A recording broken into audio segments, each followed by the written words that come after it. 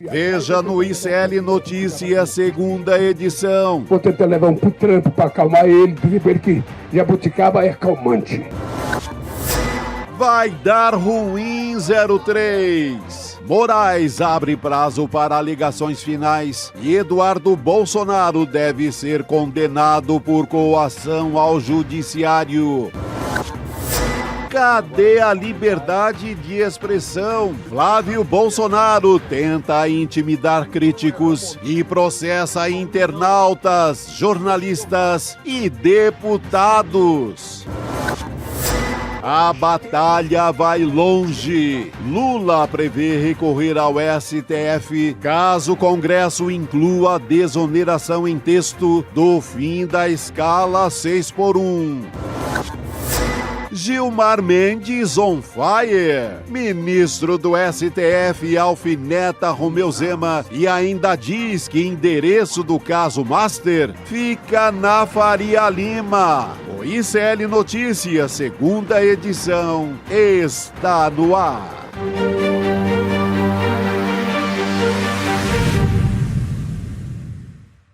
Olá, boa tarde. Seja muito bem-vindo, seja muito bem-vinda. O ICL Notícias, segunda edição, está começando ao vivo em todos os nossos canais. Nesta quinta-feira, dia 23 de abril de 2026. E ao meu lado eu tenho Chico Charme, eu não diria nem Chico Sá, Chico. Pô, Gabi. Essa camisa tá demais hoje. Só você. Acima da média.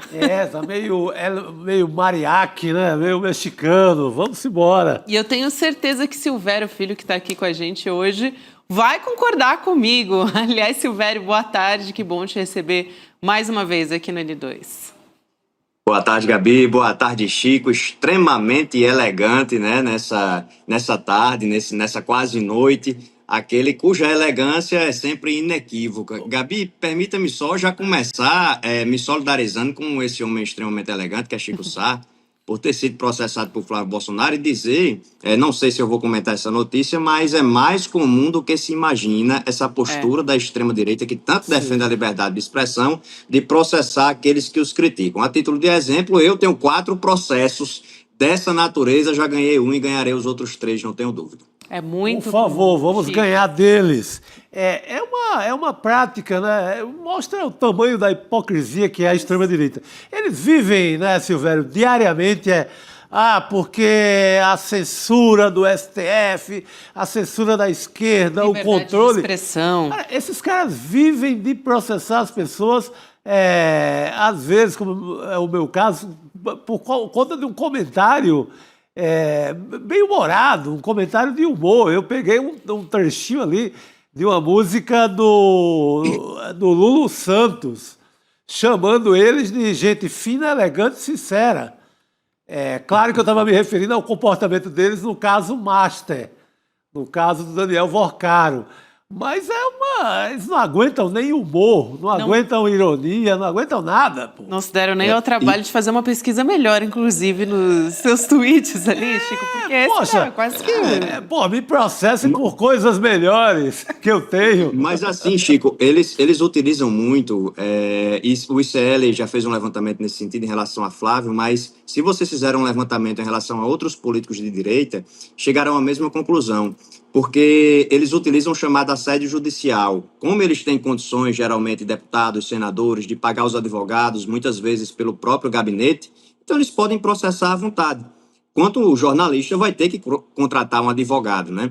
Eu cito um exemplo aqui do Rio Grande do Norte, do professor, que é um professor pós-doutor da UFRN, o professor Daniel Menezes, que é um cara extremamente sério, escreveu uma matéria, toda ela documentalmente comprovada, acerca da investigação da CGU, contra emendas do senador Stevenson Valentim, e o senador não só o processou, como pediu o sigilo e o juiz acatou. Então o processo está sigiloso e não pode sequer passar pelo escrutínio público, né? O que eu acho também é um absurdo. Ainda há algumas vezes aí essa estratégia para fazer com que processe e ainda aleje ainda mais o comunicador, né? Que não pode sequer se defender publicamente de uma crítica feita a um agente público no exercício de uma função pública. Exatamente. Exatamente. A primeira vez que eu vi essa prática do assédio judicial assim, em larga escala foi com o bispo Edir Macedo. ele processou na época uma jornalista colega minha, Elvira Lobato, na Folha de São Paulo. Depois, já agora há uns 5 anos, a mesma Igreja Universal fez o mesmo com o escritor João Paulo Cuenca. Então, era uma prática muito ligada à Igreja Universal, que é replicada por todo mundo. Muitos políticos da extrema-direita usam essa ideia do assédio para paralisar, para desestimular qualquer crítica a eles. E a gente vai voltar a falar sobre esse assunto também, Chico, ao longo do N2. Vamos ouvir também um advogado a respeito disso, Boa. né? Sobre esses casos, né? Na verdade, essas pessoas estão sendo processadas justamente por quem diz que defende a liberdade de expressão, né? Mas vamos lá, falando em processos, o STF está caminhando para concluir o julgamento e condenar o Eduardo Bolsonaro por coação ao judiciário, né? O ministro Alexandre de Moraes abriu um prazo de 15 dias para que a defesa apresente as alegações finais. O processo avançou sem que o Eduardo, inclusive, tenha comparecido ao interrogatório marcado pelo Supremo na semana passada e ele sequer contratou advogado para se defender, né? Ele está sendo representado pela Defensoria Pública da União.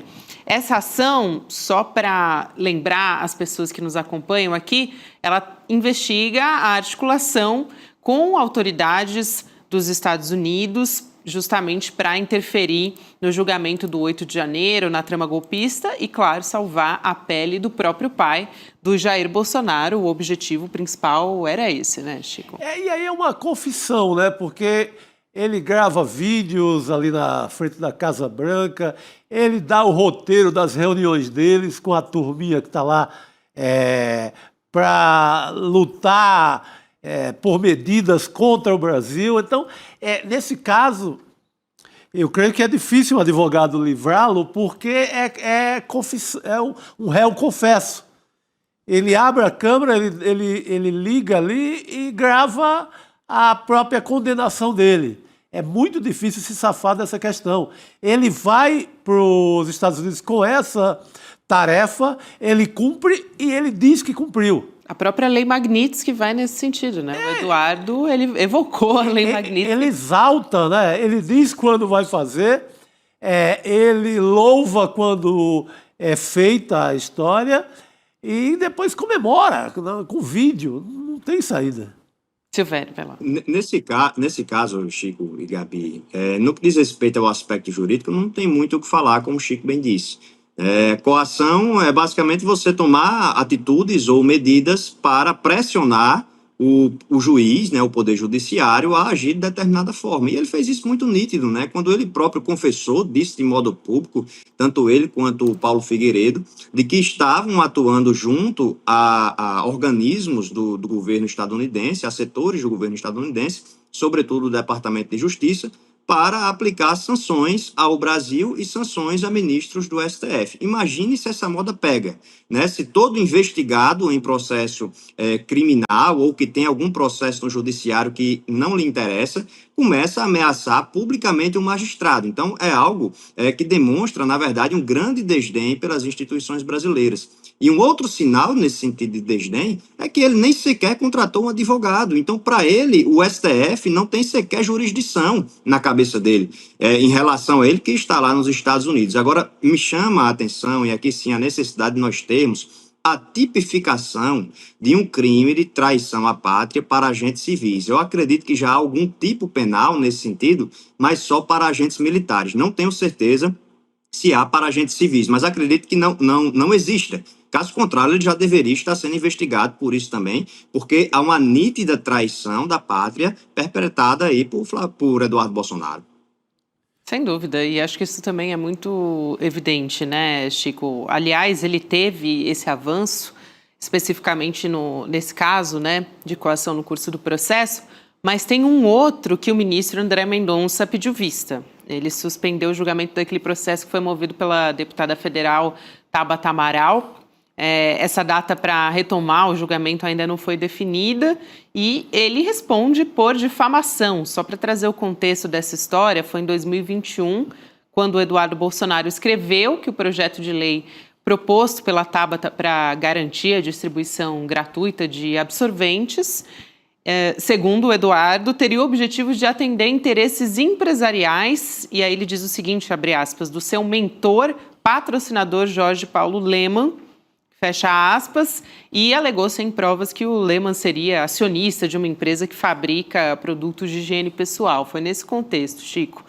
E o julgamento começou na sexta-feira passada, até agora um placar de 4-0 pela condenação. Além do Alexandre de Moraes, que é o relator desse processo, votaram os ministros Flávio Dino, já o Cristiano Zanin e também a Carmen Lúcia nessa história. Então, a tendência caminha para a condenação do Eduardo, mas tivemos aí um ministro que foi escolhido pelo Jair Bolsonaro, que votou, né, para pedir vista. O ministro presta serviço, né? Ele foi nomeado pelo Bolsonaro, ele presta um serviço aí aos amigos, tentando dar uma pausa na história, mas também não vai ter. Não só vai atrasar, né? Só atrasar, olha, estou lutando por ti aqui, mas é difícil a causa. A única coisa que eu posso fazer é pausar essa história, porque é outro episódio que não tem saída. Justamente, a gente já reconecta aqui. Ah, não, Silvério voltou Voltei, com a gente. voltei. Oi, Silvério, pode ir lá.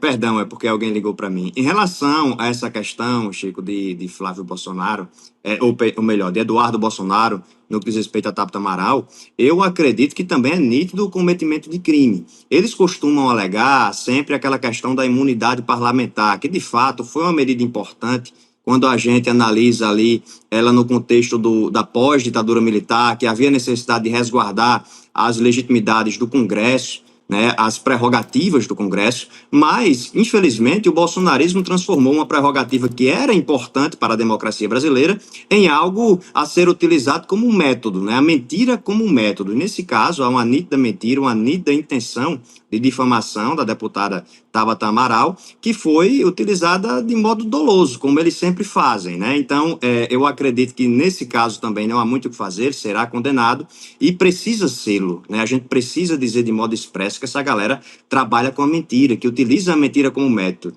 Agora, o que mais me surpreende, Chico, é que eles ainda se dizem, eles utilizavam muito, nunca mais falaram aquele versículo bíblico que é: conhecereis a verdade e a verdade vos libertará. Talvez o único fato bom de toda essa tramóia de Eduardo Bolsonaro é que caiu aquele verniz, né? Aquele verniz que existia de patriotismo. Eles já não falam mais de patriotismo, eles já não falam mais a verdade vos libertará, porque nitidamente são traidores da pátria e nitidamente utilizam a mentira como método.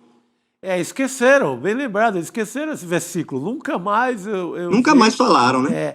E em relação a patriota, não dá para ser patriota defendendo as tarifas do Donald Trump que prejudicaram, desempregaram muita gente no Brasil, inclusive muita gente aí no Nordeste inteiro. Pessoal da pesca no Ceará foi muito prejudicado, e não só no Ceará. Então, pegou muito mal. Talvez por isso aposentaram o versículo e a ideia de exaltar, né, a pátria na figura de grandes patriotas. Muitas figuras ali, na verdade, muitas evocações do bolsonarismo acabaram envelhecendo como leite, né? Essa foi uma delas. Azedou geral. Também, né? Enfim, tem várias ali que não cola mais, né, Silvério? Eu queria trazer um outro personagem da extrema-direita também, que está num embate com o ministro Gilmar Mendes, né, do STF, e ele voltou a falar o que fala dialeto? Pois é.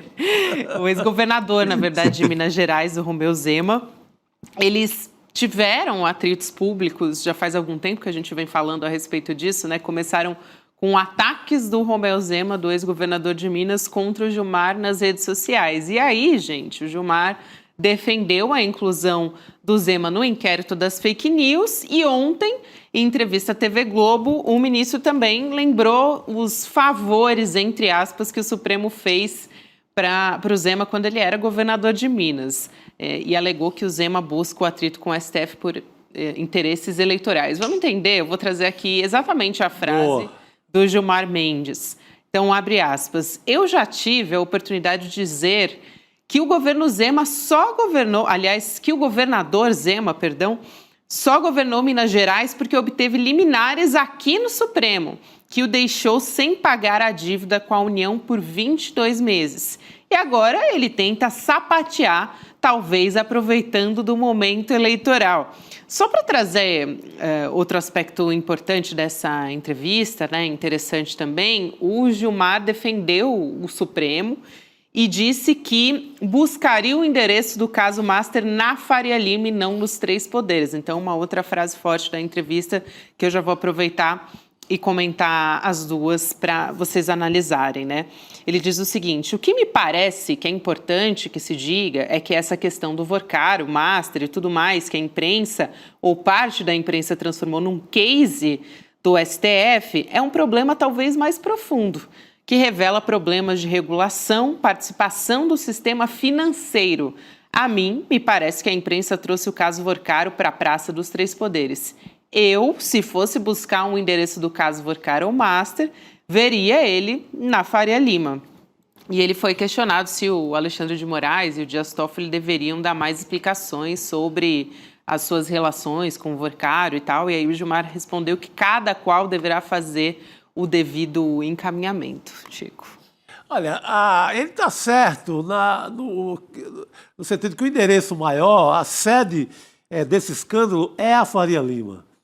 A Faria Lima com alguns outros CEPs, com os CEPs de alguns senadores do Centrão, com muita gente da direita brasileira, com o próprio Bolsonaro, que recebe 3 milhões de campanha, com o Tarcísio de Freitas, governador de São Paulo, que recebe 2 milhões na sua campanha, doados diretamente pelo pastor ou ex-pastor, nunca sei a condição dessas pessoas, Fabiano Zettel, que era o trem pagador. Exatamente, que o trem pagador, pastor empresário, trem pagador do Vorcaro, que era esse senhor chamado Fabiano Zettel. Então, o endereço principal é a Faria Lima, mas com esses ramais.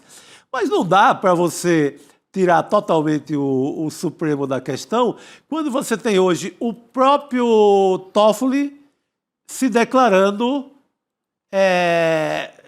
suspeito para o julgamento, se declarando parte envolvida. É um reconhecimento do próprio Toffoli.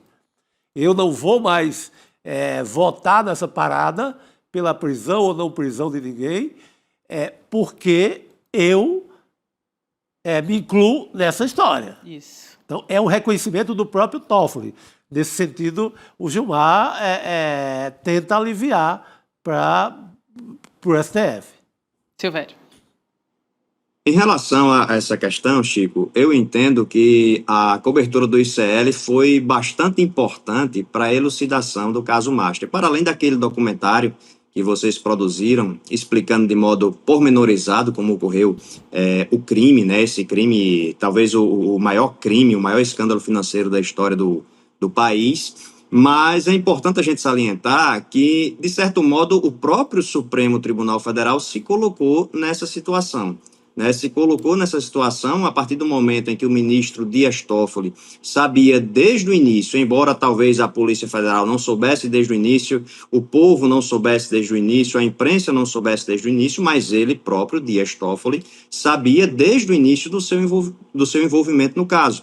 E mesmo assim não alegou suspeição, deixou para alegar depois em relação a determinados fatos. Deveria ter alegado desde o início. Então, aquele tempo em que Toffoli quis manter o controle sobre o caso foi justamente o tempo que a extrema-direita aproveitou para utilizar suas estratégias de comunicação, de meias-verdades com efeitos práticos de mentira, para conduzir a opinião pública a pensar que o STF era o centro do escândalo do Banco Master, quando na verdade não é. E no meio do caminho colocou diversas sujeiras, né, de pessoas que tinham participado de uma reunião com Daniel Vorcaro, como o caso do presidente Lula, até outras que receberam ou doaram bilhões ao Banco Master e colocaram tudo no mesmo patamar, né, quando a gente sabe que ali era só cortina de fumaça.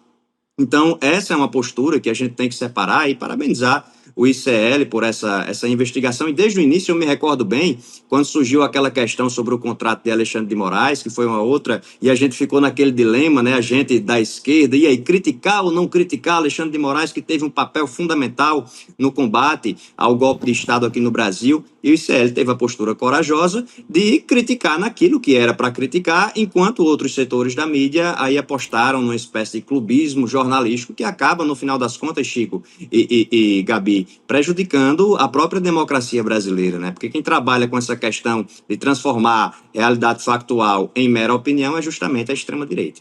Aliás, eu quero Perfeito. trazer aqui, Chico, antes de passar a palavra também, a nossa enquete. Para quem está comentando no nosso chat, também quero convidar a votar. Quem nos acompanha pelo YouTube, claro, é onde a gente lança a nossa enquete no nosso canal do Instituto Conhecimento Liberta. Qual o endereço do caso Master? Avenida Faria Lima, como diz o Gilmar Mendes, Supremo Tribunal Federal, gabinetes do Centrão, todas as alternativas anteriores. Aliás, foi importante essa fala do Silvério e me lembrou a própria entrevista que a gente fez com o presidente Lula aqui no ICL, né? O Eduardo Moreira e o Leandro Demore, porque o presidente Lula responde sobre isso muito abertamente e fala qual foi o conselho que ele deu ao ministro Alexandre de Moraes, né? Que ele diz, olha, você construiu uma biografia histórica nesse país com o julgamento do 8 de janeiro, não permita que esse caso do Vorcaro jogue fora a sua biografia, né? Exatamente. Não, enquanto parte da esquerda ficava ali um pouco melindrada quando a gente falava do envolvimento do Alexandre de Moraes e do Toffoli e do STF no geral, o próprio Lula vai lá e diz, olha, eu falei para o Alexandre de Moraes para ele ter cuidado com essa história. Porque eu acho que isso respingou muito no governo. O governo pagou um preço muito alto.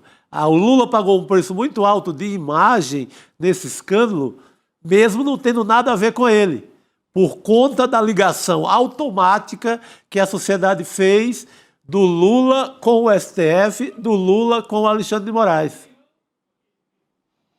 Silvério. Exatamente, Chico. Só para dar mais uma opinião nesse Claro. sentido, a questão de que o Alexandre de Moraes, ele teve esse... E aí não há, e aí é até interessante a gente dizer isso, não há, pelo menos a priori, naquele momento, não havia nenhuma ilegalidade naquele contrato, mas era algo totalmente, continua sendo algo totalmente imoral. Uma das coisas boas, se é possível que a gente fale assim, dessa questão do escândalo do Banco Master, é que nós conseguimos aí desmascarar diversos indivíduos que se passavam por grandes pessoas combatendo a corrupção, como o próprio Cláudio Castro, o Ibanez Rocha e etc. O Ciro Nogueira, esse nem se fala, né? Tá mais sujo do que pau de galinheiro, como a gente diz aqui no Nordeste, Chico. Mas uma das outras coisas boas é que, pelo menos, surgiu, penso eu, um ambiente oportuno para a efetiva reforma do Poder Judiciário. E esse artigo publicado pelo ministro Flávio Dino no ICL é particularmente paradigmático nesse sentido. Nós temos que moralizar, e não apenas a questão ética ou a questão meramente em tese das decisões judiciais, algo mais abstrato, não. Nós temos que ter medidas concretas que garantam uma estrutura material, uma estrutura institucional dentro do Poder Judiciário que evite esse tipo de coisa, né? Porque, caso contrário, o Poder Judiciário continuará sendo atacado pela extrema-direita, ainda que a extrema-direita utilize as meias-verdades, as mentiras, mas o próprio Poder Judiciário fica mais vulnerável a esse tipo de tática por causa desses penduricários, dessas posturas que muitas vezes são antiéticas. Excelente, Silvério. Muito bom ter você aqui com a gente nesse Eu que N2. Pode agradeço. voltar mais vezes. Um prazer te receber aqui. Obrigada, meu querido. Até a próxima. O prazer é todo nosso. Ótima noite aí para você. E, Chico, sempre fica um pouco de perfume naqueles que entregam rosas, em homenagem aí à sua belíssima camisa de hoje. Fortíssimo Belíssima abraço. mesmo. Ô, meu caro, Hoje valeu ele tá- mais uma vez. Valeu. Hoje ele tá acima da média aqui, viu, pessoal? Tá, assim, elegantérrimo. O cara caprichou. Tá ou não tá, Rodrigo Viana? Eu diria que dá para sentir o cheiro das rosas até. Oh, as rosas não falam. Eu só não vou cheirar o cangote do Chico aí essa hora, para não seria uma cena assim imprópria para essa hora, né? As rosas não falam, é isso Talvez aí. não seria muito apropriado. Não seria. Né? Para esse horário. Aos amigos tudo. É isso, Chico. Bom demais, Chico. E, Rodrigo, boa tarde para você Boa tarde. também. Agora há pouco, o Silvério puxou esse assunto, né? Sobre o senador Flávio Bolsonaro, pré-candidato à presidência, que tem movido uma série de ações judiciais com pedidos de indenização, inclusive pedidos de indenização bem altas, né, Chico? Contra pessoas que publicam críticas a respeito dele nas redes, sendo o Chico uma dessas pessoas, né? Alvo dessa ação do Flávio. Pois é, estava lá tranquilamente, e quando chega o oficial de justiça, minha mulher toma aquele susto. O que você fez, Chico? Não pela minha imagem, mas pelos 10 mil que ele estava me cobrando ali. Pô, 10 mil, para quem vive no empate, é um desfalque brabo, né? Mas já cuidamos juridicamente. O primeiro assunto que me tomou quando recebo aquela intimação poxa, cadê o povo a favor da liberdade de expressão? O cara não aguenta eu postei lá, repostei do senador Rogério Correia, uma charge ali, um cartoon, que tinha o Campos Neto, Flávio Bolsonaro, Daniel Vorcaro e o Ciro Nogueira, numa imagem simulando a inauguração do Banco Master. Era uma brincadeira, quase. Dizendo que eles são chegados. O que a história, 2 dias depois, provou mais do que verdadeiro. O pai recebeu 3 milhões, o outro é o dono do banco, o outro é o senador que, como o Silvério falou aí, está mais sujo que pau de galinheiro. Ou seja, todo mundo mais ou menos envolvido. Aí eu coloquei um verso da música Tempos Modernos do Lulu Santos. Gente fina, elegante. Foi o único acréscimo que eu fiz. Só gente fina, elegante e sincera. Nada mais. Aí ele pega ele faz esse arrastão jurídico aí, pega todo mundo que postou essa imagem ou que falou da mansão dele em Brasília, que é também verdadeira. Eu acho que essa palavra é muito boa. Arrastão jurídico. Ele está fazendo um arrastão. Ele fez Intimidação. A moda é de Macedo, que fazia muito isso. Aliás, no meio jurídico, o que está sendo levantado é essa bola mesmo, assim, que é uma prática de assédio judicial. É assim que os juristas estão lendo essa história, né? Para constranger, para intimidar, enfim. Exatamente. E ele consegue, a justiça, a 6ª vara da Justiça do Distrito Federal, dá ganho de causa a ele no sentido de retirar das redes sociais e de qualquer outro lugar essa imagem. Ela foi, como eles dizem, censurada. Banida. Impressionante. Quando acontece com eles, quando acontecia, lembra quando no inquérito das fake news o Xandão tirava qualquer coisa do ar, o mundo desabava. É o ditador. Eles fazem isso no varejo todo dia. Olha, Chico, Eles fazem isso todo dia. tem até a gente tem um dado sobre isso, né? Desde fevereiro ele moveu pelo menos 5 processos nesse sentido, só na Justiça de Brasília. Então a gente vai conversar sobre esse assunto com o Dr. Marcelo Frulani, que é advogado de uma das vítimas do Flávio Bolsonaro, né? Doutor, seja bem-vindo. Olá, boa tarde, Gabriela, Rodrigo, Chico, tudo bem? Agradeço pelo convite. Boa tarde, querido. Boa A tarde. gente que agradece, doutor, agora há pouco a gente falava sobre essa interpretação no meio jurídico, né? Sobre essa prática de assédio judicial que, no fim das contas, tem esse objetivo de inibir novas manifestações das pessoas. E isso no começo, né? Na pré-campanha do Flávio Bolsonaro à presidência. Pois quando eu vi esse caso, né, de um cliente meu, era também uma publicação em rede social, no caso era o X, o antigo Twitter, né, e também era uma crítica ao Flávio Bolsonaro, enfim, e ele pediu um valor de indenização muito absurdo, considerando o que é o normal nesse tipo de caso, né, ele pediu 61 mil de indenização, além da retirada da publicação também, Nesse caso específico, a Justiça negou, em primeira instância, né, a liminar para tirar o conteúdo do ar, e isso foi mantido em segunda instância também. Então, ainda não saiu a sentença do caso, enfim, mas por enquanto as decisões que saíram foram contrárias ao senador. Então, a gente espera que esse entendimento seja mantido nesse caso e nos outros casos também, porque eu percebi, né, assim que eu recebi o caso, eu pesquisei e vi que tinha outras ações muito parecidas, inclusive petições muito parecidas e com valor de indenização também, muitas vezes também R$61 mil.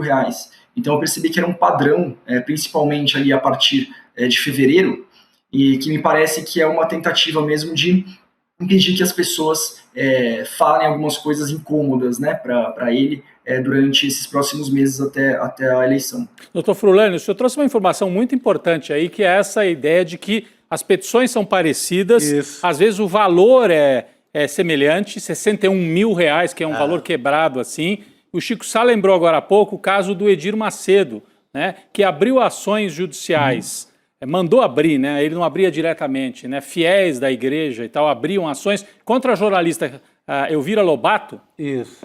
Em várias partes do Brasil, a mesma petição Todos inicial. os estados e cidades do interior, cidades distantes. Isso é assédio judicial. Porque é impossível uma pessoa, né, uma jornalista e tal, assediada em São Paulo ou Rio, eu não lembro se é Elvira Lobato na época, estava em São Paulo ou no Rio de Janeiro? São Paulo, né? E ela escreveu sobre o Edir Macedo e daí vieram essas ações. Era uma forma de intimidade, dizer, você não vai conseguir se defender, em algum estado você vai acabar perdendo, vai ter que viajar, né? Imagina, Gabi, ter que pegar o avião, bancar esses recursos todos e tentar se defender. Então, o senhor observou esses indícios e só para esclarecer, não sei se pode dar os detalhes, né? Porque afinal tem essas questões de estratégia jurídica, mas a liminar para tirar a publicação do seu cliente foi negada tanto na primeira quanto na segunda instância. O que dizia exatamente? O senhor pode trazer para a gente? E quem é o seu cliente? Eu não sei se isso tem alguma limitação, se o senhor tem autorização para revelar. É um jornalista ou é uma pessoa pública? O senhor pode trazer isso para a gente? Não, é uma pessoa comum, não é jornalista, tem poucos seguidores, inclusive, na rede social. Não faz sentido mesmo esse pedido de indenização tão alto, porque realmente não é algo que teve um grande alcance. E esse ponto, inclusive, foi mencionado na decisão judicial, que dava para ver ali, o número de visualizações era muito pequeno. Então, como é que isso vai ter uma repercussão tão grande para gerar um pedido de indenização desse tamanho? Foi um ponto mencionado. Outro ponto mencionado também foi a questão de ele ser uma figura pública, além de ser senador. Ele quer ser presidente da República, então é alguém que está sujeito a um nível de crítica muito maior do que um cidadão comum. Esses pontos foram levados em consideração. Outro ponto também que foi colocado na decisão, que é muito interessante, e a gente mencionou bastante também na nossa contestação, é a questão de que o nosso cliente ele se baseou em fatos, em notícias que são públicas, né? Então, apesar de não ter ocorrido uma condenação judicial em relação aos fatos que ele estava mencionando ali, mas aqueles acontecimentos podem ser levados em consideração pelos eleitores, tanto para eles formarem as suas opiniões em relação aos candidatos, como também para eles expressarem essas opiniões publicamente. O fato de não ter tido uma condenação judicial não impede que as pessoas formem as suas opiniões com base naqueles fatos que foram divulgados. Então, todos esses pontos foram mencionados tanto na decisão judicial de primeira instância quanto na segunda e foram muito centrais assim, para ter sido negado esse pedido de retirada do post. Doutor Marcelo, foi também na Justiça do Distrito Federal, do DF, Sexta Vara? Foi. Sexta Vara também. Olha, eu acho que foi outra vara, mas foram todas distribuídas ali na Justiça Federal, porque eu até pesquisei, quando chegou o caso pra gente, eu pesquisei e vi que tinha outras ações ali também na Justiça Federal, não são todas na mesma vara, mas são todas no Distrito Federal das que eu encontrei. O seu caso também está correndo no Distrito Federal? Na Sexta Vara. No meu caso, eles conseguiram tirar, e junto com o meu processo, tinha acho que quase uns 10 casos. Junto com o seu? Só desse cartoon aí. Da festa do Daniel Vorcaro. Uhum. E eles conseguiram retirar todos do ar. Conseguiram nesse caso? Conseguiram retirar todo mundo, tudo do ar. Eu creio que, inclusive, do deputado Rogério Corrêa, uma postagem do gabinete, com essa mesma imagem. Eles, o pedido, a juíza acata e tira do ar, de imediato. E segue a ação com o pedido da indenização, da indenização dos 10 mil, etc. Mas acho que o doutor Marcelo queria observar algo. Desculpa. Não, fale. É só uma observação interessante, porque no nosso caso, o nosso cliente, ele não foi exatamente essa charge, mas ele compartilhou uma notícia, se não me engano, da revista Fórum, que tratava de uma declaração do Rogério Correia, que ele dizia que ia convocar o Flávio Bolsonaro em uma CPI, enfim, então não sei, tem uma relação nesse sentido também, de eles estarem procurando algumas publicações relacionadas ao... Enfim, mas tem essa relação, apesar da mesma coisa, né, não ter sido essa charge. Mas é dentro da mesma pauta, né? Dentro do mesmo assunto. Agora, se ele for processado, tiver processado, todo mundo que fez ligação com... Ele vai ter que processar, inclusive, o Valdemar Costa Neto, que é quem revela para a imprensa que o Banco Master doa, inclusive, para a conta do Jair Bolsonaro. Conta pessoal, né? Conta pessoal. Não é sequer dentro do trâmite das eleições. Me parece o seguinte, né? Ele se apegou ao fato, não, essa festa não existiu, eu não estive numa festa específica do... Mas ali é como se fosse uma charge, né? Uma construção. Ele se apegou a coisa literal, assim, como tivesse havido uma inauguração formal, quase como fosse uma inauguração do escândalo. A festa da inauguração do escândalo. Óbvio que isso não existe, né? Se fosse assim, não dá para fazer charge, né? Porque o chargista sempre trabalha com um fato e condensa aquilo numa única imagem. Não dá para fazer humor, não dá para fazer ironia, não dá para fazer nada. Não dá para escrever uma crônica, porque a partir desse pressuposto aí que teria que ter tido aquela festa a qual se refere o objeto do humor ali, fica difícil. Aliás, eu acho que é interessante até, doutor, esclarecer, né, doutor Marcelo, essa questão da liberdade de expressão, que é algo que a extrema-direita argumenta muito, né, que não pode, enfim, inibir a liberdade de expressão e tal. E tem uma diferença, né, entre incitação de violência e liberdade de expressão. Assim, realmente existe um abismo de diferença ali nessas questões, mas é um argumento que é muito utilizado. E nesse caso a gente está falando de alguém, né, de um agente público que, como o senhor já explicou, está sujeito a um escrutínio um pouco mais duro. Claro. Não pode ter queixo de vidro, né, Gabi? No ICL, gente, eu falava mais cedo, Gabi, que quem está na vida pública não pode ser aquele pugilista que leva um primeiro soquinho assim e já desmaia. Mas o Flávio Bolsonaro é do tipo que desmaia, sabe? Ele desmaiou dentro de um debate, dentro de um estúdio no Rio de Janeiro, passou mal e não quis nem ser atendido pelos médicos. Isso o doutor falava, né? Quer dizer, no caso de autoridades, os juízes levam isso em conta. Uma crítica mais dura para um cidadão comum talvez não caiba, mas para um senador eleito com milhares de votos, ele tem que estar sujeito ao escrutínio e à crítica e ao humor. Desde a época do Império isso existe, né? Claro. Então é um negócio impressionante. Ele está adotando essa tática agora de intimidação. Mas desculpa, Gabi, eu atravessei a sua pergunta. Você estava... Não, acho que é complementar, na verdade, né, Rodrigo? Eu queria que o doutor Marcelo aproveitasse para fazer essa distinção, né? Para deixar claro para as pessoas o que é diferente de um discurso de violência, um discurso de ódio, ameaça. É completamente diferente, né? Exatamente. E a gente até trata bastante a nossa petição também dos argumentos que o Flávio Bolsonaro, o grupo político dele, costuma apresentar em relação à liberdade de expressão, né? Uma defesa que supostamente é tão forte da liberdade de expressão, e na prática, quando é contra eles acabam entrando com ação judicial para tentar retirar o conteúdo. Aquilo, assim, como a gente falou, uma pessoa que é senadora, que quer ser candidata a presidente, ela tem que estar sujeita, tem que aceitar que ela vai ser criticada de uma forma mais dura pelas pessoas. Senão, enfim, ele poderia seguir como empresário do ramo de chocolates, enfim, né? Não como candidato a presidente da República. Se ele quer seguir nessa linha, se ele quer ocupar o cargo mais importante da República, ele deve estar sujeito a críticas e as pessoas vão colocar as opiniões dela ali a partir de fatos que são públicos. Ninguém está inventando nada. Esse é um ponto que a gente destacou bastante. A gente não está, a pessoa que fez a publicação, ela não está inventando nenhum fato, ela está se baseando em notícias, se baseando em investigações que se tornaram públicas, porque a denúncia foi pública. Então, aquilo lá não importa que aquilo não resultou numa condenação por questões processuais, por questões, problemas da investigação.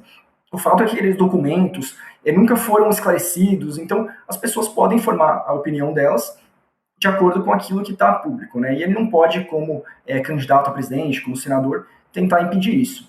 Eu imagino as tendências, né? Ele sendo pré-candidato, enfim, saindo em campanha eleitoral, a tendência é aumentar ainda mais. Claro. Essa questão das críticas vão ser colocadas ao longo desse processo também, claro. Doutor Marcelo, não sei se vocês queriam questionar algo a respeito disso, mas quero muito agradecer a sua presença muito esclarecedora aqui também, a gente trazer esse caso, né? Porque imagino que outras pessoas também vão ser processadas, né? A gente tem um número aqui bastante relevante, a indenização bastante alta, o pedido também. Então, muito obrigada pela sua gentileza. Boa sorte aí no processo.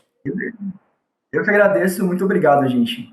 Até mais. Boa noite, querido. Obrigado. A gente continua com o nosso noticiário aqui, Rodrigo, e um pouquinho antes de você chegar, né, eu queria trazer uma outra notícia aqui que começou o desdobramento ontem, na verdade, que é a respeito do presidente Lula se pronunciando sobre atritos com o Donald Trump, na verdade, né? Ele elogiou o diretor-geral da Polícia Federal, o Andrei Rodrigues, que bloqueou as credenciais de um agente de imigração americano e foi um ato de reciprocidade aos Estados Unidos. Essa atitude do Andrei veio depois do governo Trump ordenar a retirada dos Estados Unidos do delegado que atuou pela prisão do Alexandre Ramagem, e a gente tem a fala do presidente Lula a respeito desse assunto para voltar a conversar sobre isso. Vamos assistir. Andrei, parabéns pela sua posição com relação ao delegado americano, colocando a reciprocidade, ou seja, o que eles fizeram conosco, a gente vai fazer com eles, esperando que eles estejam dispostos a voltar a conversar e as coisas voltar à normalidade. Parabéns. Obrigado, presidente.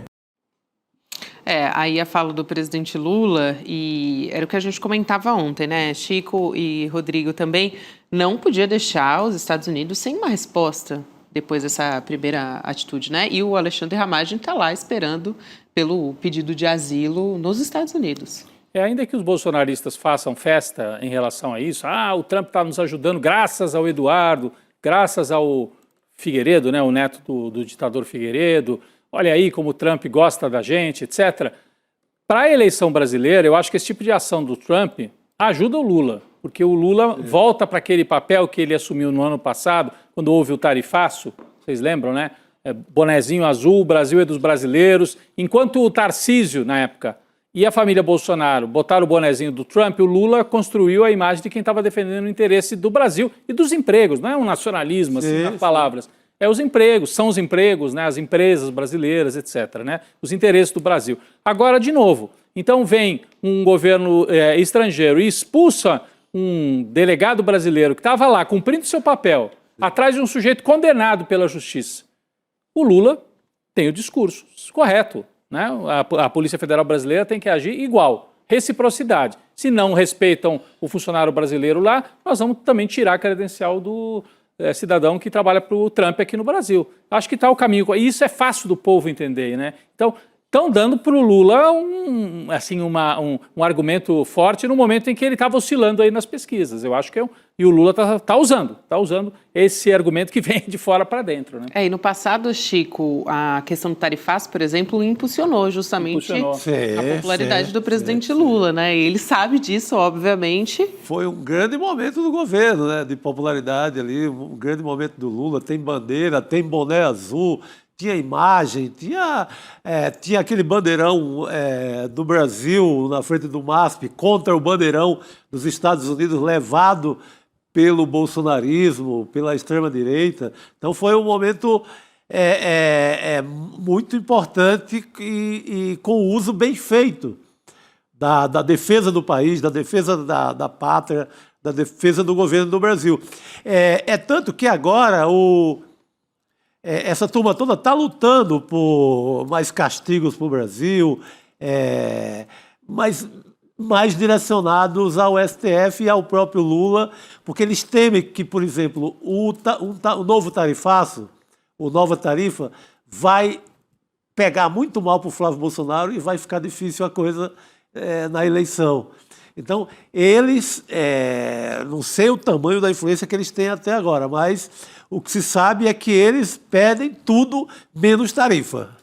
Isso eu li também, que eles avisaram a Casa Branca que o Trump, se quiser ajudar o Flávio Bolsonaro, não é batendo na economia brasileira, batendo especificamente no Lula, no STF, no sistema político e judiciário brasileiro. Porque é uma narrativa que você não tem muito, você navega por um outro mar ali, né, Rodrigo? Não tem nada...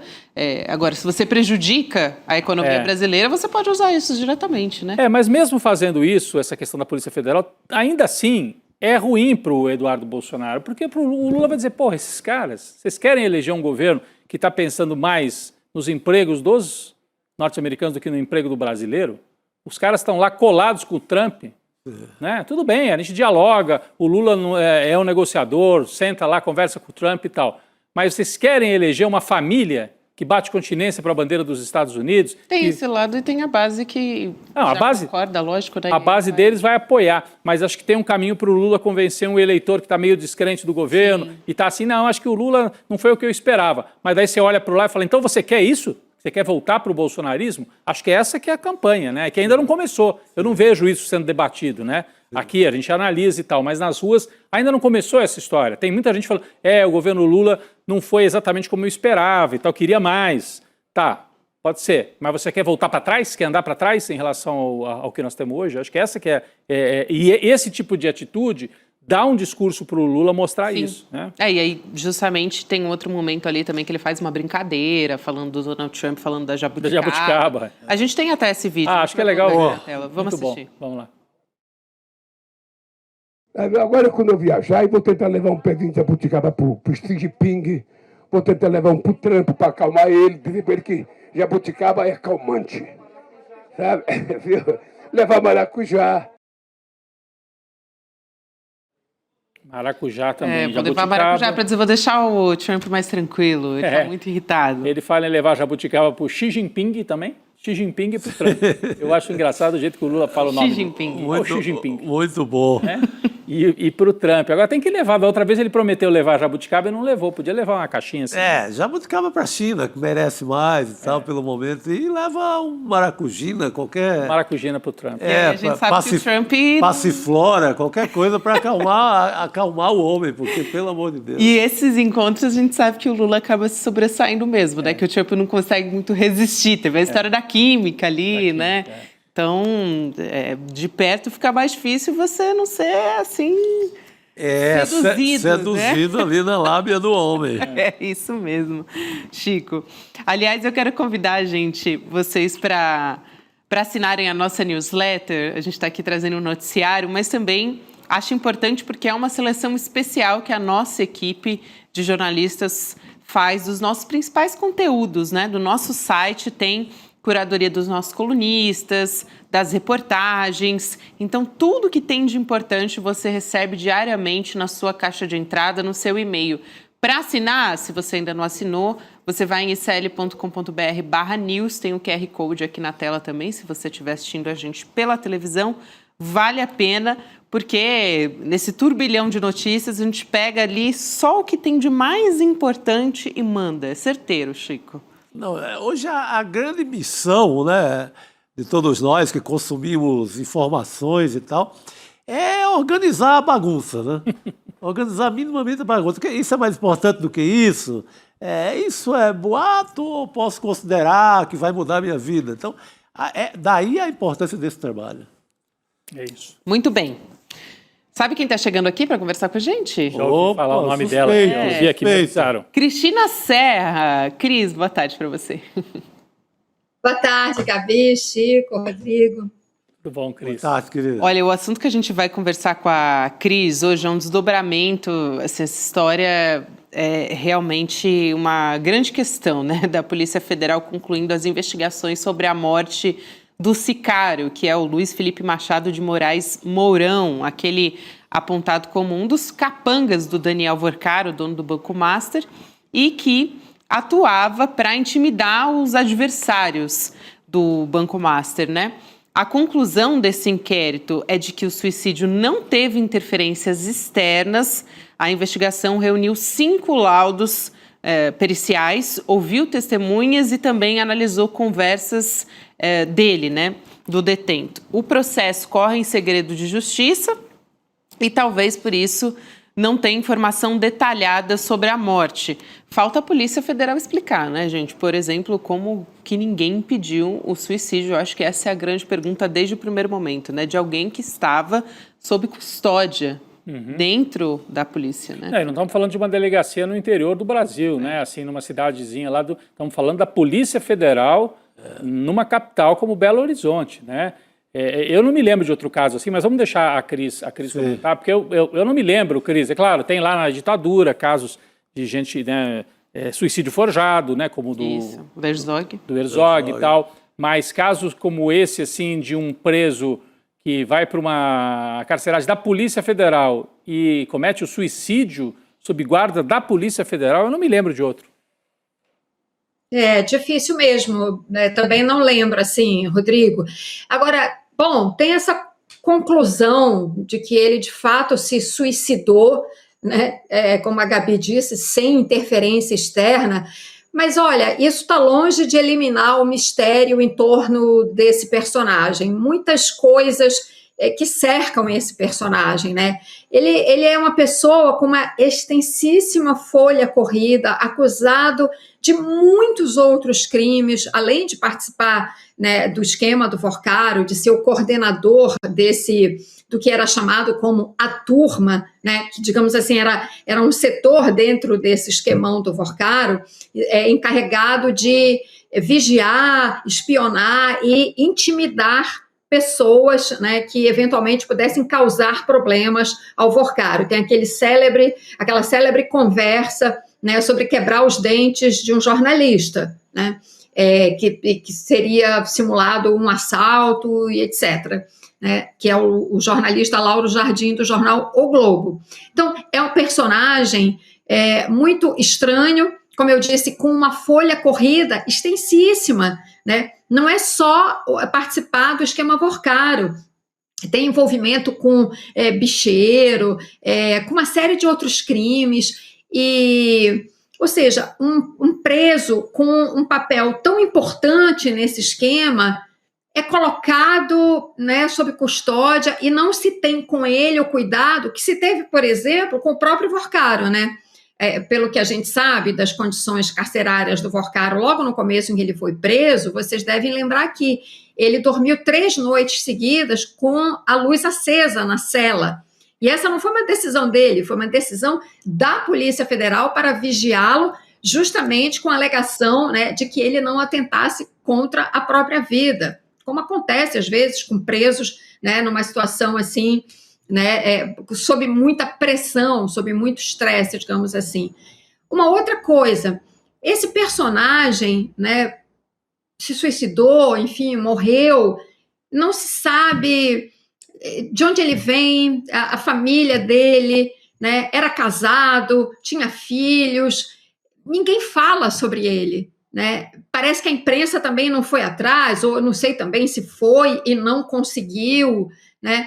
Não tem ninguém para reclamar o corpo desse cidadão, né? Para reclamar o corpo, não, para reclamar o que aconteceu, né? Nós aqui, jornalistas, estamos curiosos, né? E queremos saber se de fato foi um suicídio. Você imagina a família. Ninguém da família vem a público, procura um órgão de imprensa, sei lá, faz um post. Ninguém acha estranho, só nós estamos achando estranho. Enfim, são pontas soltas aí, digamos, nesse caso, que estão soltas, eu diria, soltíssimas, né? E que seria interessante a gente entender. Exato, Cris. Só para lembrar que uma equipe da Superintendência da PF lá de Minas vai entregar o relatório final no gabinete do ministro André Mendonça. Ainda hoje, ele é relator do caso do Banco Master. Não, e eu queria só lembrar que a gente estranha também porque uma das atividades do sicário, assim chamado, né, além de intimidar, de ameaçar, a Cristina lembrou dessa conversa de quebrar os dentes de um jornalista, mas o grupo do Vorcaro acessava, que a gente não sabe bem como, mas acessava o processo que estava em segredo de justiça. Ele ficou sabendo antes de algumas ações que foram tomadas pelo juiz da primeira vara, se eu não me engano, primeira vara de Brasília. Como é que era? Como é que isso se dava? Quem que operava essa arapongagem? Aparentemente era o próprio sicário. Não sei se ele, através de outros, corrompia gente, funcionários da justiça ou da própria Polícia Federal. Então tem gente no sistema policial e judicial que estava no bolso do Vorcaro para passar informação para ele. Então é grave que ele tenha morrido nas mãos justamente da Polícia Federal. Ainda mas foi suicídio. Mas permitiram que ele se matasse? Ele era imagine, um arquivo. O que ele ia contar dessas operações, dessa arapongagem, dessa invasão nos sistemas da justiça e da polícia? Né? Ele sabia muito mais dessa operação do que o próprio Vorcaro. O Vorcaro mandava fazer, mas quem operava era o sicário. Ele que ia lá na ponta. R$1 milhão por mês, inclusive. 1 milhão para pagar, dizem, né, jornalistas, informantes, etc, etc, etc. Então, era um arquivo que foi apagado com esse suicídio. É algo muito grave por esse aspecto também. Justamente, esse núcleo de intimidação, né? Isso. Que a investigação chama, mas que no grupo do Zap ali, eles tinham o nome de A Turma. E o sicário fazia parte desse grupo de capanga do Daniel Vorcaro. Posso trazer um outro assunto aqui para a nossa mesa? Gente, o ministro Marco Buzzi, do STJ, que está afastado há 2 meses por denúncia de assédio sexual, ele continuou recebendo cerca de R$100 mil por mês, falando em dinheiro, mesmo sem estar em atividade nesse momento. O Buzzi recebeu 106 mil em fevereiro e 100 mil em março, praticamente o mesmo que ele ganhava quando estava trabalhando, né? Oh, vida boa, hein? Chico, imagina só. Que castigo, né? 100 mil agora, não estou nem falando por mês. Que castigo, rapaz. Ele, além do salário fixo, que também de R$44 mil, ele continuou recebendo esses extras, que chegaram a mais de 60 mil. Então, e aí penduricalhos, né? Isso que se chama penduricalho. Exato. É que a gente acha que penduricalho é 200 contos, 100 reais, mas não, chega a mais de 100 mil, né? É demais, Gabi. É demais, e também encontraria uma decisão do Conselho Nacional de Justiça que proíbe justamente o pagamento dos extras, né? Indenizações, bônus, enfim, há juízes que estão afastados durante investigações, e o STJ disse que vai corrigir essa situação, que vai pagar apenas o salário base nos próximos meses, e a defesa do Buzzi disse que o ministro não cometeu irregularidades e que as acusações não têm provas. E mesmo corrigindo essa situação, né, o STJ ali, ele recebe um salário fixo de R$44 mil. Sim. Então, tá de bom tamanho, Cris? Gabi, eu quero só destacar que essa matéria foi feita pela Nayara Felizardo, que é uma excelente repórter. Ela foi do Intercept durante muito tempo, agora ela está no G1 e é minha amiga querida. Então eu quero aqui fazer uma homenagem ao trabalho dela. Excelente. Ela foi lá, né, fiscalizar e ver o que ele estava recebendo. Um belo trabalho de reportagem, merece aqui o nosso que a gente deu crédito a ela. Você vê, né? Ele está afastado. Então, como é que recebe esses adicionais? O Rodrigo falou uma coisa importante aqui, eu acho, que a gente se refere, até ironicamente, sobre esses, quando fala desses adicionais, como penduricalhos. Só que penduricalho, né? A gente acha que está fazendo uma ironia, mas é isso, dá a entender que é dinheiro de pinga, sabe? Aquilo que a gente, em Minas Gerais, a gente fala, já andei muito por lá, isso é dinheiro de pinga, 200 contos e tal. E não é, né? Isso mais dobra, quase triplica o rendimento mensal de um juiz. Agora, esses adicionais, primeiro que eles não têm justificativa de maneira nenhuma, mesmo quando o juiz está exercendo a sua função. Ele tem o seu salário, né, que são os mais altos do serviço público, são a elite do serviço público, e com isso ele paga as suas despesas como qualquer outro brasileiro, como qualquer outra brasileira faz. Né? Do seu salário, você paga a sua moradia, você paga a creche, você paga a escola do seu filho. Mas eles não, tem o auxílio moradia, tem o auxílio creche, tem o auxílio educação. Agora, isso fica muito pior e inadmissível quando a pessoa não está exercendo a função, está afastado, como é o caso dele. Inclusive, na reportagem, ela mostra, tem lá uma rubrica, né? Eu não lembro agora exatamente o nome, que pode ser, por exemplo, auxílio alimentação. Mas como auxílio alimentação se ele está em casa? Não está trabalhando, né? Deveria estar comendo na sua casa. Se sai para comer fora, problema dele. Como assim receber auxílio alimentação, né? Então, assim, isso acho que evidencia o absurdo que são essas verbas extras, que recebem vários nomes, verba indenizatória, que seja penduricalho, etc., que são absolutamente injustas, né, indevidas, e que precisa, de fato, ser dado um ponto final nisso, né? Já há uma discussão sobre isso, o ministro Flávio Dino, no STF, já levantou essa questão, né? Agora, isso precisa, de fato, ser decidido e solucionado, porque isso contribui em muito, né, para uma certa desmoralização do Poder Judiciário, o que é péssimo para a democracia, né? As pessoas, o cidadão, a cidadã, precisam não só acreditar no Poder Judiciário no Brasil, né, mas precisam respeitá-lo, né? Com esse tipo de coisa, né, não há respeito que resista.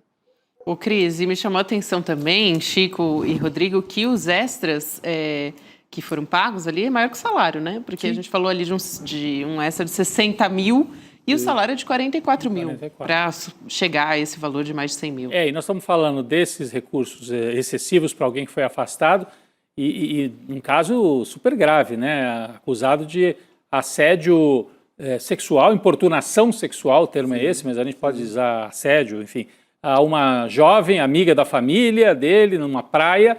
E depois que veio essa primeira denúncia, apareceram outras, né? Funcionárias ou ex-funcionárias do judiciário dizendo que ele tinha... caso de assédio, Rodrigo. Começou com esse caso de importunação, mas o da funcionária é de assédio. É de típico assédio, né? Dentro do trabalho, né? Enfim, e então um caso dessa gravidade que o sujeito está afastado e recebendo esse valor. Qual o sentido, né? Por isso que o artigo do Flávio Dino é tão importante, né? Isso. Não tem que ficar falando só de mudar 3 ou 4 itens no Código de Conduta do Supremo, né? É reformar o Judiciário. Aliás, o Dino foi quem determinou que os juízes afastados, aí já condenados, né? A gente está falando de um caso de investigação ainda, mas que em casos graves eles percam o cargo e não fiquem recebendo ali a remuneração também, né? Porque a punição hoje que existe para um juiz que termina o processo e ele é afastado, aposenta. Com o salário integral. Um salário de 40 mil, 50 mil. Que loucura isso. Então, isso o Dino já deu essa decisão. Mas falta mexer com esse tipo de caso aqui em andamento, um caso desse. Você pode dizer, mas não está julgado, tem direito. Claro, tem direito de se defender, tem direito de apresentar as provas. Pode ser que um caso se confirme, outro não. Tem que investigar tudo isso. Tem direito à defesa completa. Mas ficar recebendo esses extras nesse volume, um sujeito que não está trabalhando como juiz, mostra o descalabro, né, Gabi? É impressionante. Eu acho importantíssimo também levantar a bola realmente para o ministro Flávio Dino nesse caso. Cris, eu também queria falar sobre o presidente recém-eleito da Assembleia Legislativa do Rio, o deputado Douglas Ruas, do Partido Liberal, né, que pediu para o Supremo Tribunal Federal para assumir imediatamente o governo do estado, o posto. É meu, eu quero para mim. Me dá aqui esse governo aqui na minha mão, não é isso? Já entregou o pedido, tá? Entregou o pedido para o relator do caso, né? Foi encaminhado para o ministro Luiz Fux e se baseia na eleição dele para a presidência da Alerj. Então, o argumento qual que é? Né? Que com a posse de um novo presidente, deve ser restabelecida a ordem sucessória prevista na Constituição Estadual, que coloca o chefe do Legislativo como próximo na linha para assumir o governo. Esse pedido, né, a decisão sobre o pedido ainda não foi tomada pelo Supremo Tribunal Federal. E depois da renúncia do Cláudio Castro e da cassação do então presidente da Alerj, o Rodrigo Bacelar, o governo do estado está agora, nesse momento, sob o comando do Tribunal de Justiça, por determinação do próprio STF, né? Então, um caso que está em suspenso, ele vai permanecer nesse cargo até que se escolha qual vai ser o modelo, né, para que esse novo governador assuma. Rodrigo, está indefinido ainda pelo Supremo. E a Cris acompanha isso muito de perto, até porque vive no estado do Rio de Janeiro, né? Pode trazer mais informações para a gente. E o perigo, Cris, assim, para quem não é do Rio, né? Esse Douglas Ruas é ligado ao grupo do Cláudio Castro e do próprio Bacelar, né? Então, quer dizer, entregar o governo para eles significa, assim, favorecer toda essa manobra que foi feita pelo Cláudio Castro. Mas só para a gente entender melhor o que está por trás disso tudo, né? Rodrigo, o Douglas Ruas é bolsonarismo raiz, ligadíssimo, sim, ele é do PL, ligadíssimo a Cláudio Castro, a Bacelar, toda essa turma do bolsonarismo raiz aqui no Rio de Janeiro. Ele é de São Gonçalo, na região metropolitana do Rio, ele vem de uma das forças policiais, né, eleito naquela onda ali, bolsonarista, né, daquele pessoal do setor de segurança, etc. Bom, esse pedido dele ao STF é completamente indevido. O STF está, neste momento, né, enquanto a gente aguarda o Flávio Dino voltar com o voto dele, lembrando que o Flávio Dino pediu vistas, no momento em que o STF estava discutindo a questão do Rio de Janeiro, como vai ser a eleição para governador, para exercer um mandato tampão até a próxima eleição de outubro, eleições gerais que o país inteiro vai ter. O Rio de Janeiro vai precisar de um governador para esse período, um período curto que seja, mas precisa de um governador, né? E a discussão no Supremo Tribunal Federal parou quando já havia, inclusive, uma maioria a favor de uma eleição indireta, ou seja, os deputados estaduais da Assembleia Legislativa do Rio escolheriam esse governador para o mandato tampão. Foi quando o ministro Flávio Dino pediu vistas. E aí a gente tem que esperar o voto dele para resolver essa questão. Então, assim, atropelar esse processo, que já está na mais alta corte do país, né, com um pedido desse, é descabido. A gente tem que esperar a decisão do Supremo, que eu particularmente acho que tem que ser eleição direta. Se for indireta, né, isso a gente pode discutir do ponto de vista jurídico, político, regimental, né? Mas se for indireta, é essa turma que tem maioria, o bolsonarismo que tem maioria na Assembleia Legislativa, vai eleger esse governador para o mandato tampão, né? O que o Supremo está discutindo? Em função de todo aquele desarranjo na cadeia sucessória aqui no Rio de Janeiro, o que cabe, se é eleição direta ou se é indireta? Como eu disse, eu particularmente preferiria uma eleição direta, mas a gente tem que ver como é que vai se dar a discussão final no Supremo em função desses aspectos todos, políticos, jurídicos e regimentais, aquilo que é determinado, né, pela legislação do próprio Estado do Rio de Janeiro, né, e esperar o que vai acontecer, que precisa sim de uma solução, né, porque o Rio de Janeiro a gente só não pode dizer que o Rio de Janeiro está à deriva, de fato, porque tem um governador em exercício, que é o presidente do Tribunal de Justiça do Rio de Janeiro, o Ricardo Couto, que, diga-se de passagem, tem tomado medidas saneadoras importantíssimas. Por exemplo, ele está passando um pente fino em contratações para cargos em comissão, sobretudo no núcleo central do poder político aqui no Rio de Janeiro. Cargos, uma infinidade de cargos no gabinete do governador. Ele está passando um pente fino e está dizendo, mas para quê? Qual é a justificativa para essa quantidade de nomeações? E está acabando com essas nomeações, extinguindo esses cargos. E a outra coisa é passando o pente fino também numa série de contratos, né, com alguma suspeita de irregularidade, seja pelo valor muito alto, seja porque o contrato não foi bem explicado, e que está fazendo isso. É isso, Cris. Só lembrando que a gente teve o julgamento interrompido, né? O ministro Dino pediu vistas e a gente tem um placar de 4-1 pelo voto indireto até o momento. Exato. E se o Douglas Ruas ganha na eleição indireta, ele é o candidato do bolsonarismo. Justamente. E ele vai para a eleição estando no cargo. Esse que é o objetivo deles, né? Ir para o confronto com o Eduardo Paes com a máquina administrativa na mão. Pode manter o esquema que o Cláudio Castro deixou, que já era pensando em eleição. Sim. Cheio de cargo de confiança, cabo eleitoral na máquina inteira, isso pode... É isso que está em jogo. Importante trazer aqui essa pauta, Cris. Bom ter você com a gente nessa quinta-feira. Obrigada, minha querida. Obrigado, um abraço. Tchau, pessoal. Boa noite. Boa noite. Boa noite, Cris. Aliás, o assunto que eu quero trazer agora, gente, é o fim da escala 6x1. Que é o tema, acho que, da semana nesse momento, o assunto, né? mais importante, segundo o Ricardo Antunes, o estudioso, professor, estudioso do trabalho, falou que era o tema mais importante depois de 40 anos. Ou seja, desde a Constituição. do universo do trabalho Aliás, no Brasil. recomendo, né, para quem não assistiu ontem a entrevista, foi uma aula. Uma aula do professor. Ricardo Antunes aqui no N2. Né? É isso mesmo.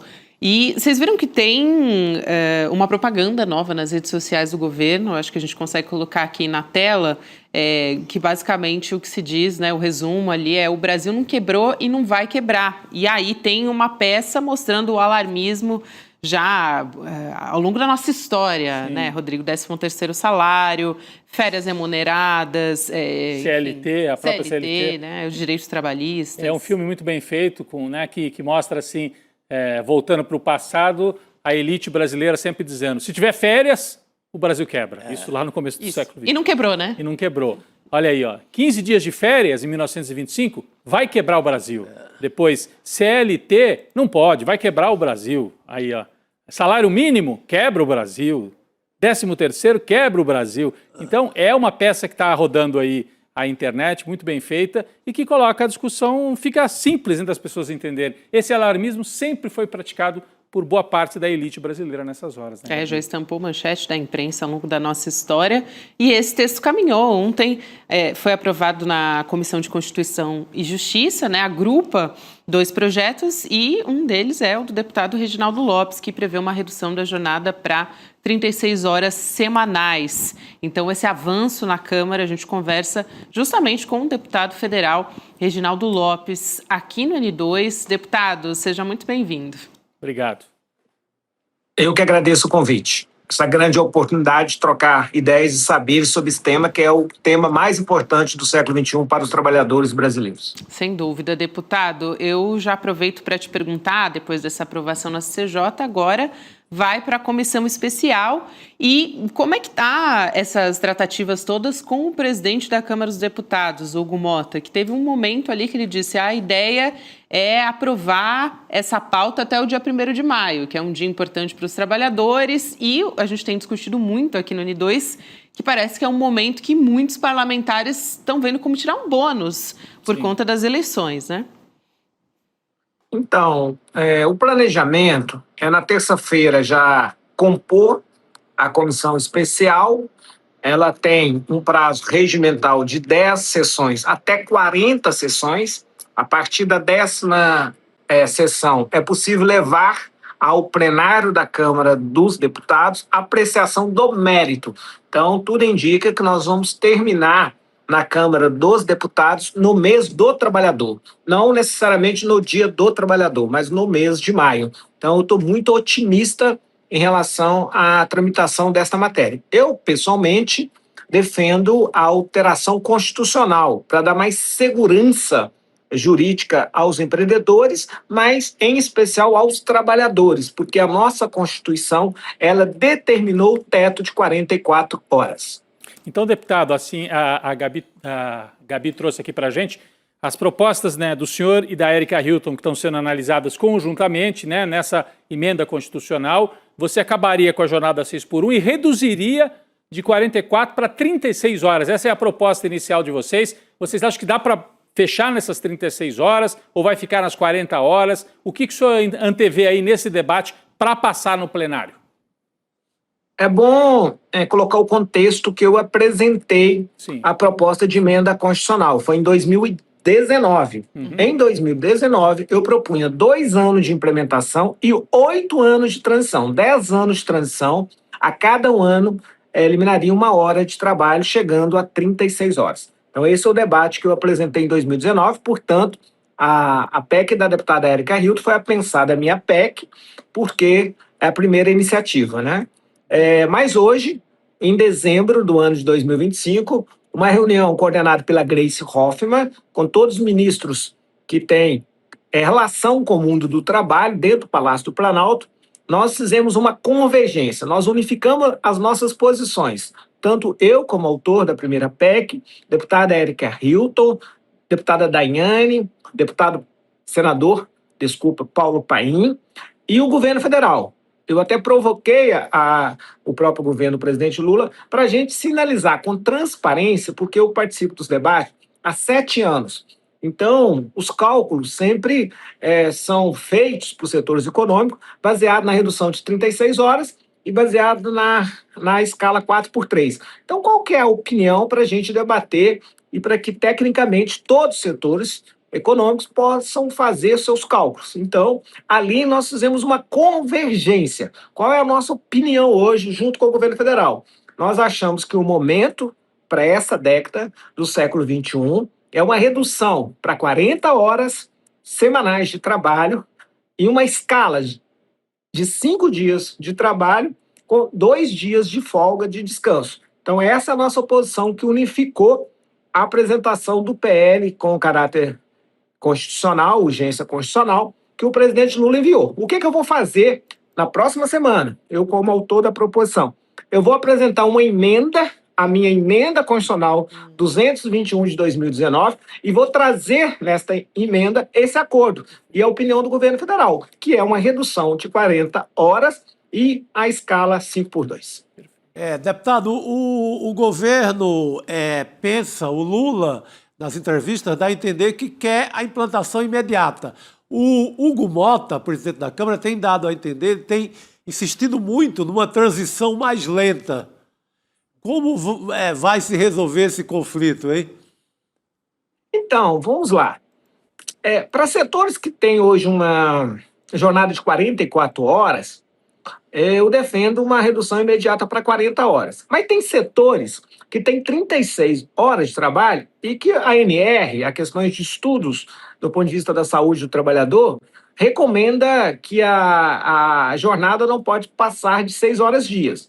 Então, se a gente está reduzindo para 5, isso quer dizer que nós vamos reduzir de 36 para 30. Sim. Jornalistas hoje trabalham no máximo 5 horas numa jornada de 30 horas. Se a gente passar uma jornada fictícia.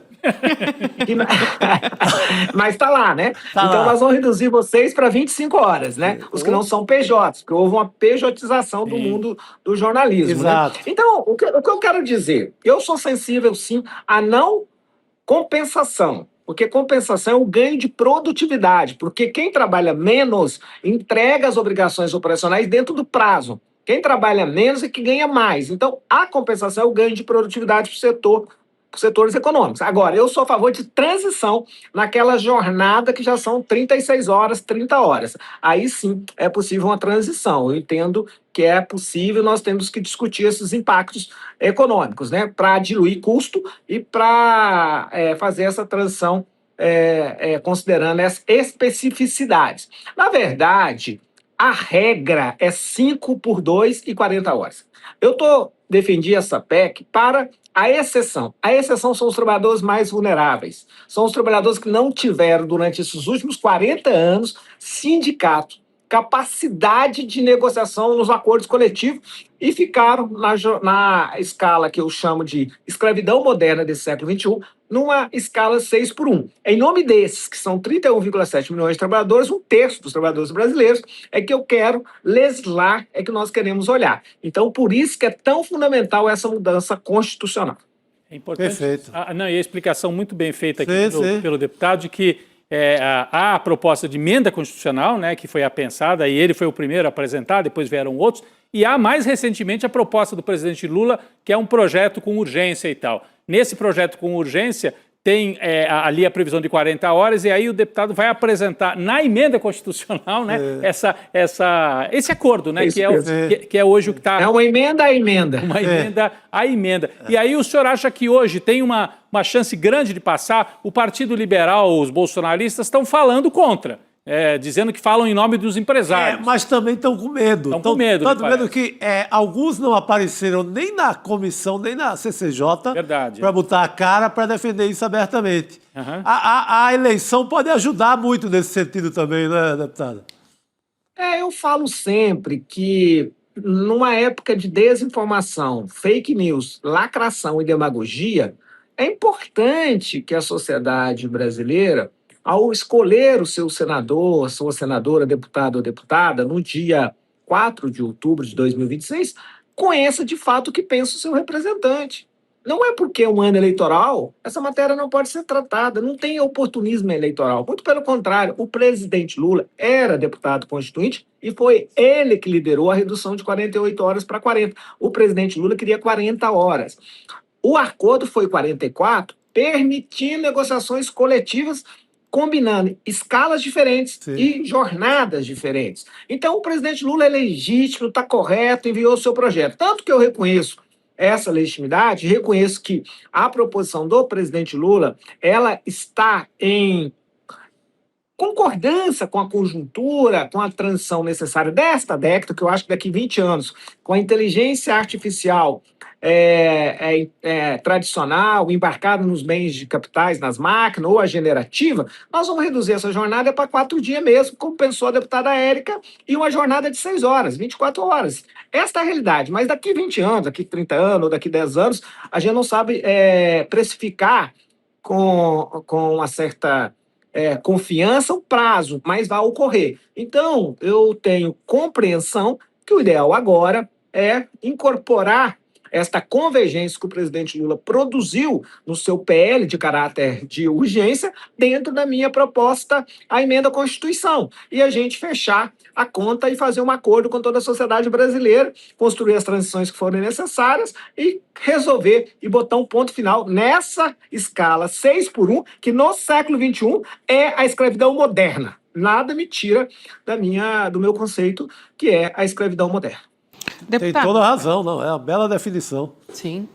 Deputado, agora há pouco o Rodrigo Viana falava sobre essa questão da implementação imediata dessa proposta, e uma das manchetes que eu tenho visto muito na imprensa é a respeito de uma insatisfação do governo com o relator, o deputado Paulo Aziz, justamente por essas divergências, né? A implementação da proposta, a questão das horas, né, de trabalho também. O deputado Paulo Aziz, ele deve ser mantido na relatoria? Como é que está essa questão em relação ao diálogo com o relator até esse momento, que é do União Brasil? Do Partido Centrão, né? Exato. Então, quem vai definir, evidentemente, é o presidente Hugo Mota, é uma prerrogativa do presidente da Câmara dos Deputados. O presidente Hugo Mota está muito comprometido com esta pauta, eu posso dar o meu testemunho, né? E ele tem debatido que ia conversar um pouco com a articulação política do governo sobre esse perfil para ser relator. Eu, se dependesse da minha opinião, eu nomearia de novo o Paulo Aziz.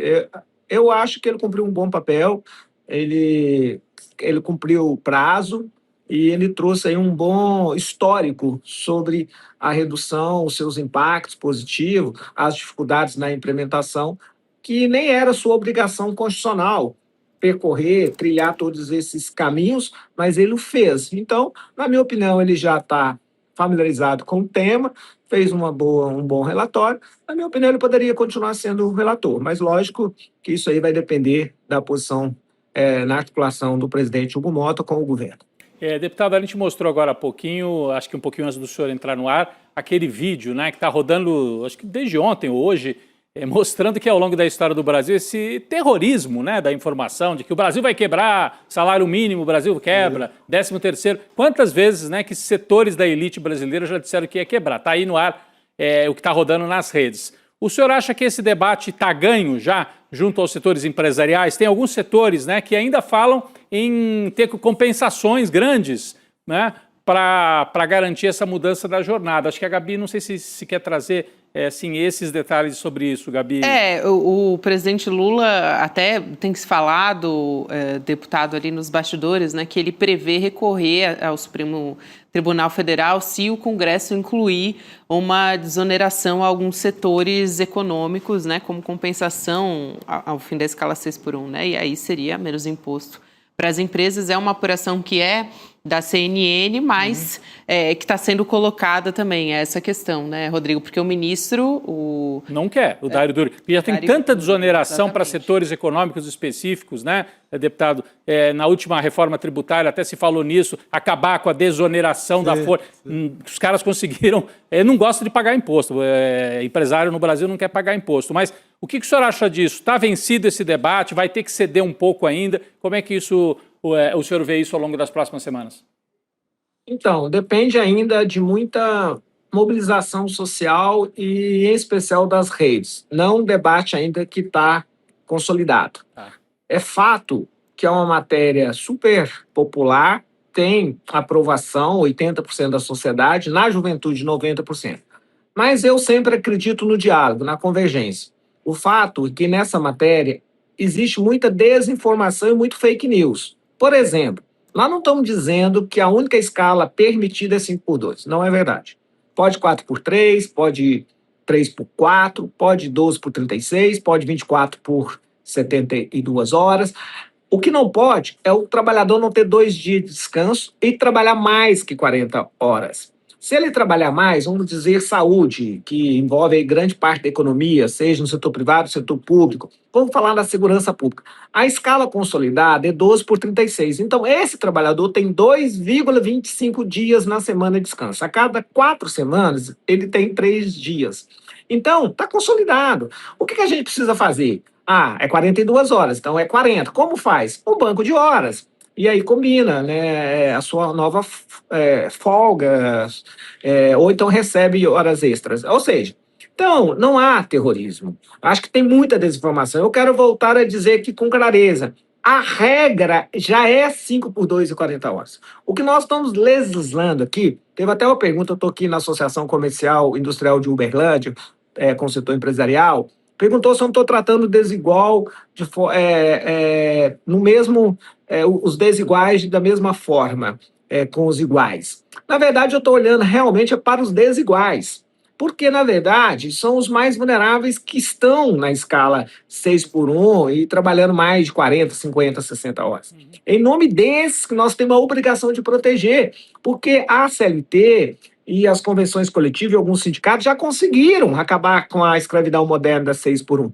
Quem não conseguiu foram os mais vulneráveis. Eu falo de experiência própria. Eu trabalhei 64 horas durante 10 horas, 6 anos na informalidade, 4 na carteira assinada, trabalhando 10 horas por dia e abrindo a padaria aos domingos de 8 ao meio-dia, trabalhando 64 horas. Isso me prejudicou muito. E hoje é impossível pensar nisso, porque o trabalho para a adolescência é o trabalho do tempo integral na escola. Esse é o trabalho para a gente fazer a universalização das oportunidades. Então, nós temos que enfrentar esse debate. E aí precisa de mobilização, precisamos acabar com a desinformação, conversar com os setores empreendedores e construir essa maioria no Parlamento brasileiro e aprovar. Não cabe compensação. Compensação é o ganho de produtividade, porque quem trabalha menos, trabalha melhor. Exato. Quem trabalha menos, entrega as obrigações operacionais dentro do prazo. E quem trabalha menos, ganha até mais. Então, nós precisamos requalificar o Brasil, precisamos aumentar a produtividade do Brasil. Temos uma rede do Sistema S, seja da indústria, do comércio, do serviço, do turismo,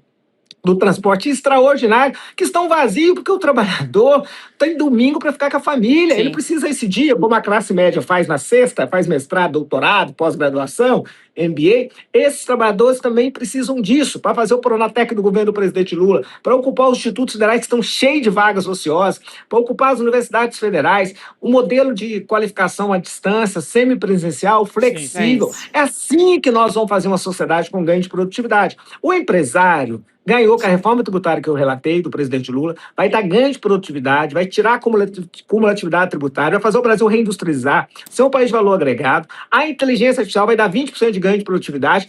Esses ganhos todos precisam chegar no maior patrimônio de um país, que são seus trabalhadores e trabalhadoras. Exato. Um país, uma empresa, não é o bem de capitais, é os trabalhadores, são os colaboradores. É para esses que nós estamos legislando. Quero muito agradecer sua presença aqui no N2, deputado Reginaldo Lopes. Muito obrigada e bom trabalho. Obrigado, deputado.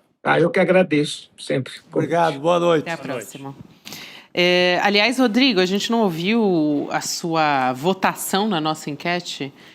Traz aí, peraí. Que eu acho porque mais cedo... Qual o endereço do caso Master? Uma declaração do Gilmar Mendes, né, dizendo que é na Faria Lima. Então, o que a nossa audiência aqui no nosso chat votou, né? Avenida Faria Lima, 39%, STF 2, Gabinetes do Centrão, 16%, todas as alternativas anteriores, 43%, a partir da declaração da entrevista do ministro Gilmar Mendes. Eu diria que é Faria Lima em primeiro lugar. Tem graduações aí. Faria Lima em primeiro e tem para todo mundo. Vai aí. na linha do que disse, então, o Gilmar Mendes ali. E, aliás, esse 2% do STF é até de bom tom ali. 2 ministros, 2%. Boa, Chico. Agradecer a todos que participaram aqui. Vera Marques, Núncia Maria, Aurora das Neves, Andréa Lago, Doraci Vieira. Obrigada, pessoal. Boa noite para vocês. Amanhã estaremos de volta. Até amanhã. Valeu, Rodrigo. Chico. Até. aí, Chico, vamos incorporar, amigo? Velho, agora. Rapaz, que estampa é essa, rapaz? Gostou? Comprei na loja do ICL. Pô, entra agorinha. Vista a coragem. Leve a luta com você. Camisetas da comunidade mais corajosa do Brasil. Acesse souicl.com.br e garanta já a sua.